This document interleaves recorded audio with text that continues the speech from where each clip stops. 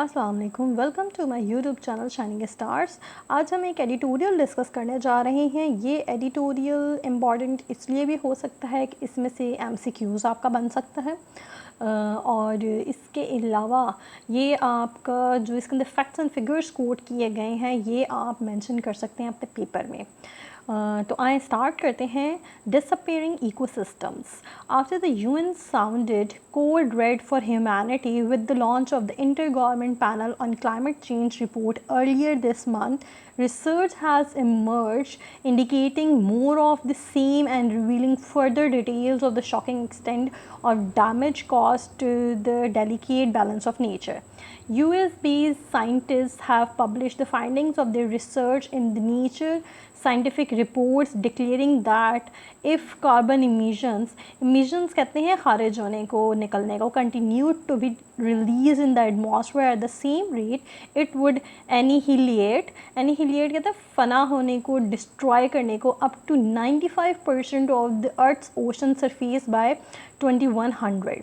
This means that over 70% of the Earth's surface which is covered with water would undergo permanent damaging changes in less than 80 years. The surface climate of oceans would be destroyed with the absorption of poisonous concentration of carbon dioxide from the atmosphere that would irreparable change the water acidity levels, surface water temperature and concentration of the mineral aragonite used by the many marine animals to form shells and bone. ये जो mineral है उसके बारे में बताया गया उन्होंने bracket में.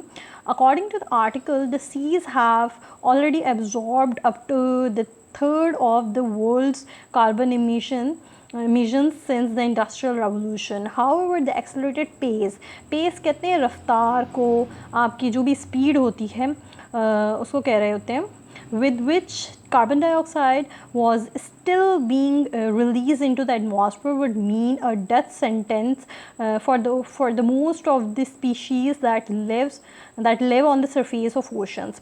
A living example of these alarming findings in Australia's Great Barrier Reef, where rising sea temperature have bleached हम कहते हैं वाइट करने को या फिर फेड करने को भी कह सकते हैं, एज अ वर्ब भी यूज़ किया जा सकता है. And destroyed more than half of the wondrous कहते हैं एज एन एडजेक्टिव यूज़ होता है जिसका मतलब होता है हैरत अंगेज़, अमेजिंग के तौर पे कह सकते हैं या रिमार्केबल के तौर पे भी कह सकते हैं. Corals since 1995 the Great Barrier Reef stretches over 2300 kilometers and has been a World Heritage Site since 1981 due to its scientific importance.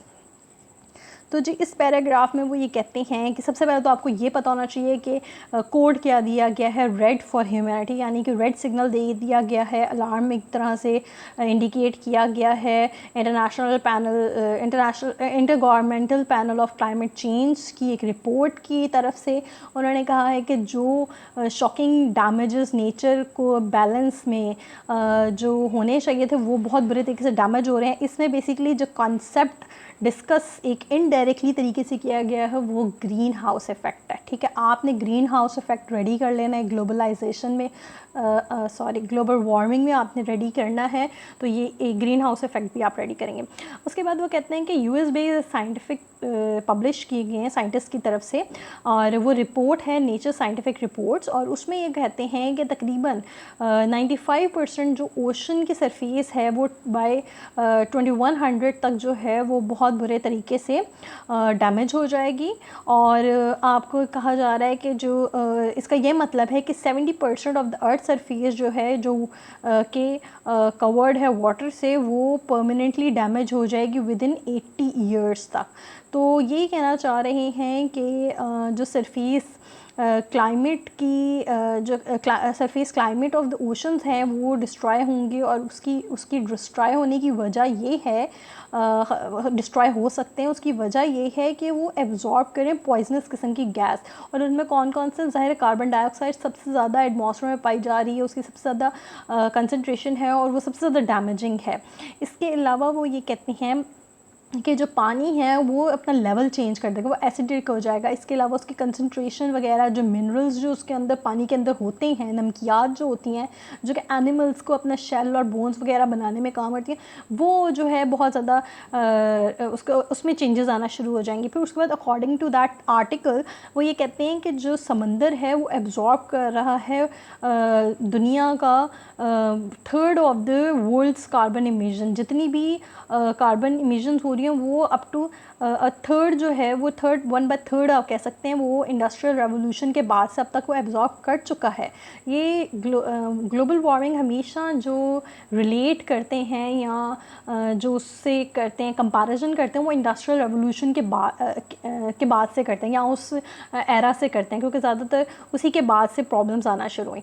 इसके बाद उन्होंने एग्ज़ाम्पल दी है, एक एग्ज़ाम्पल ऑस्ट्रेलिया ग्रेट रीफ की दी है। ये बेसिक कोरल लीव्स होते हैं और ये जो हैं समंदर के साइड के किनारों मतलब जो आपके जो एरियाज़ को लगते हैं ना, आइलैंड्स के साइड पे जो लगते हैं, तो ये वो वाले रीव्स होते हैं। अगर किसी को इसके क्लियर नहीं समझ आ रही तो वो जाके या तो गूगल पे देख ले, या फिर अगर आपने लाइफ ऑफ पाई देखी होगी तो वो जहाँ जिस जगह पे जाके उस लॉयन के साथ, टाइगर के साथ स्टे करता है, वो बेसिकली वो यही रीव्स की बात हो रही है।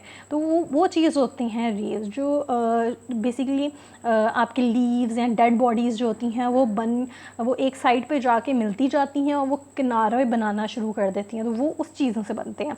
तो ये उन्होंने मिसाल दी है कि ये सबसे बेहतरीन थी और वो उसको बहुत ज़्यादा फ़र्क पड़ा है, वो बहुत ज़्यादा डैमेज होना शुरू हुई है, तो उसकी उन्होंने मिसाल दी। उसके बाद कहते हैं the UN's IPCC report also contain similar dire warning.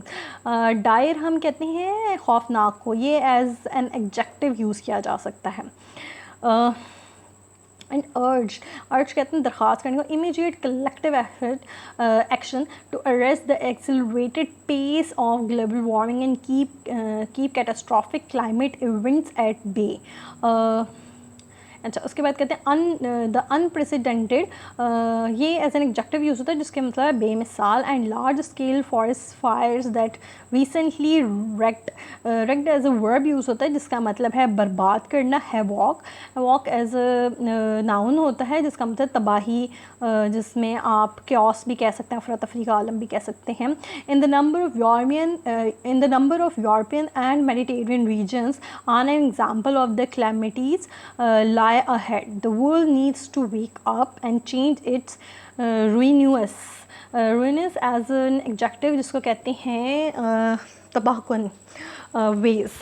तो बेसिकली इस पैराग्राफ में वो ये कह रहे हैं कि इस रिपोर्ट के मुताबिक बहुत सीवियर किस्म की वार्निंग्स जो हैं जारी कर दी गई हैं और दरख्वास्त की गई है कि कलेक्टिव एफ़र्ट या कोई एक्शन लिया जाए ताकि ग्लोबल वार्मिंग के जो या तो उसको रोका जाए या इसके जो असरात हैं उनसे डील करने के लिए कुछ इक़दाम उठाए जाएं।